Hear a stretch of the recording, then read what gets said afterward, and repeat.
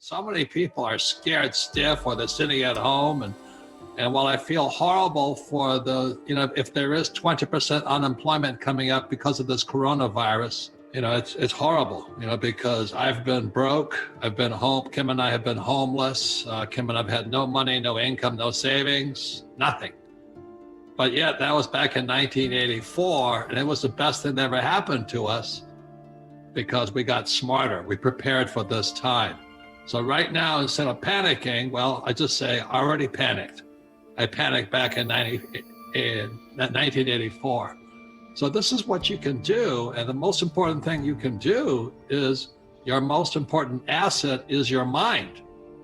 And the reason most people are in trouble financially is they went to school.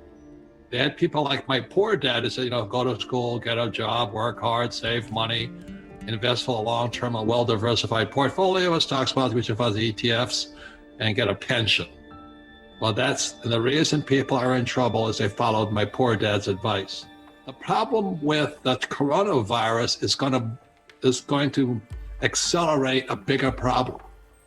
And the biggest problem coming down the pike now, it's upon us today, is this pension crisis. It's much, much bigger and more pervasive than the coronavirus. You see, we can heal ourselves, if we don't die, of course, from the coronavirus, but this pension crisis is going to wipe us all out. And it's a global problem, just much exactly like the coronavirus is a global problem. The problem with this pension crisis, it's attacking the old guys, just like coronavirus. If you're young, coronavirus hurts you, but not as bad as the old guys. This pension crisis is like the coronavirus. It's going to get the old guys bad. So I'm going to tell you about why it's worse than ever before. That, like I was just talking to another friend of mine. He said he was playing tennis in Waikiki, and he's a stock picker, and he goes, "Hey, what stock should I pick? What stock should I pick?" And he looks at him and says, "Hey, don't you know? This is not a time to be picking stocks." He says, "We're probably heading into a depression." And he agrees with me. The problem is our pension system. So anyway, it's a very important program. Most important is why you listen to this thing is maybe you be proactive and take action now rather than later. And I'll remind you, your greatest asset is your brain or your mind, if you have one. But your mind and your brain can also be your greatest liability, especially listen to my poor dad, which was go to school, get a job, save money, get out of debt, and get a pension. Those are the guys that are in trouble.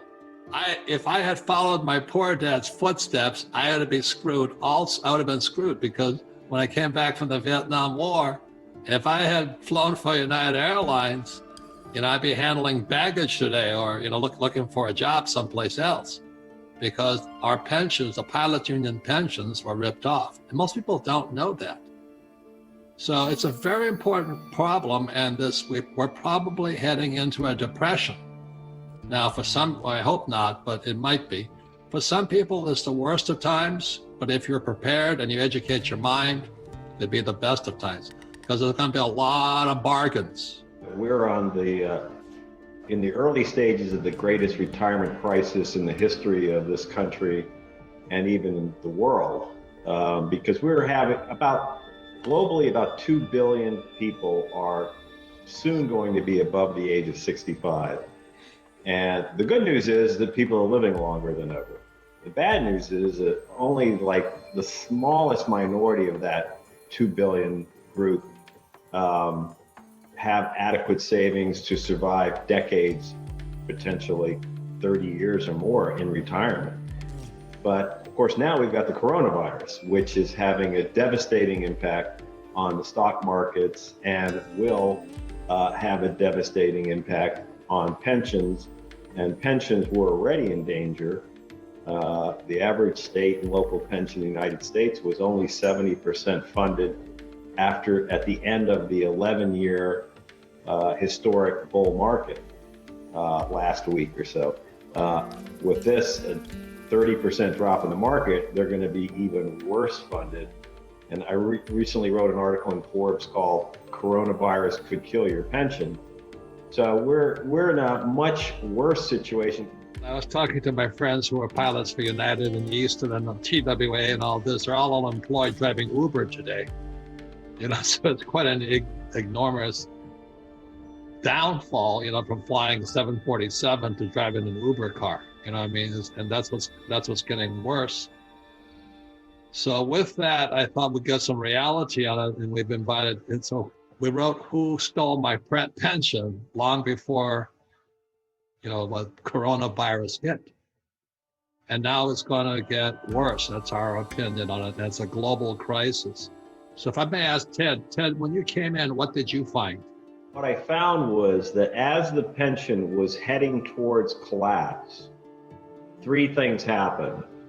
Transparency plummeted, the fees they were paying to Wall Street skyrocketed, and the risks they were taking in the highest cost, highest risk investments ever devised by Wall Street increased dramatically. So three things happened, all of which made the problem much worse. And what Mark was saying was they came up with a plan to rehabilitate this pension years ago. And these were the supposed best minds on Wall Street. All these guys got paid a lot of money. And every time, one of the things I always tell people is when I do a forensic investigation, there's never been a pension that failed that didn't have a room full of hired experts saying it wouldn't. And who paid for those experts? The workers paid for those experts. Wall Street experts came in and said, we can fix this. And here's how we do it. Pay us more money, let us operate in secrecy, and let us go to Vegas gambling. And that's what they did. And the big gamble failed miserably. But so pensions all over the world are struggling to meet promises they made to older workers, over 65-year-olds who are headed towards retirement. And the other thing, many of them are poised to just now begin investing in toxic assets that were made in America, made on Wall Street. We are America's the premier financial innovator. We are also the premier creator of toxic investments. So investments that we've created in this country, Wall Street has created, like hedge funds, hedge fund of funds, private equity funds. These are all high risk, high cost, highly secretive investments. It's the same thing that brought down the stock market or the real estate market in 2007, 2008. It was things called derivatives. And what Buffett calls weapons of financial mass destruction, we're still producing them. And when we add coronavirus to this whole thing, these weapons are going off even faster. So this is a changing game. It's all evolving. We were put in lockdown. There's a lot of people panicking. People have an awareness that their pension is gone right now, okay? That's just one issue. Just the pension is one issue. Now there's just a survival issue, because if you don't go out to work, you can't buy basic necessities. It's like something we haven't seen in this country ever, okay? So I'm telling people, keep their cool. We'll get through this in 30 to 90 days, more like 90 probably. And there's going to be, I think, a renaissance. I think there's going to be a great revival after that. By then, the pension fund will still be desecrated, but we're going to have to use our minds. We're going to have to get off our couches, get off of social media, because if all these pension plans go bankrupt, it's going to affect the economy for the next 10 years. We have to figure out a way where there's some sort of skin in the game with everybody, shared sacrifice, I'll call it. And the big banks are going to be part of that. Make my word. That's a message I'm going to be promoting in DC, that the big banks are going to have to put some skin in the game and help recapitalize these markets so we can, move on. So that's what I'm doing. Every dead or dying pension deserves an autopsy.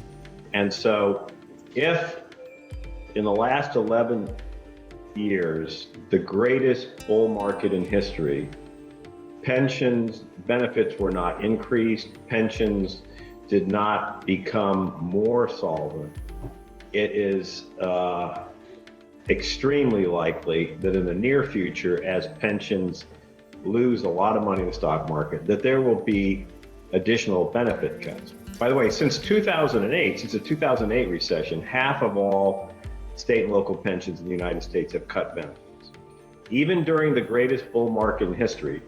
So now that we're looking at pensions and the market taking a huge hit, there's going to be further benefit cuts. But what I would tell people is to get prepared and start looking closely at your pension now, because guaranteed there's going to be bad news in the next year or two as the returns start coming in.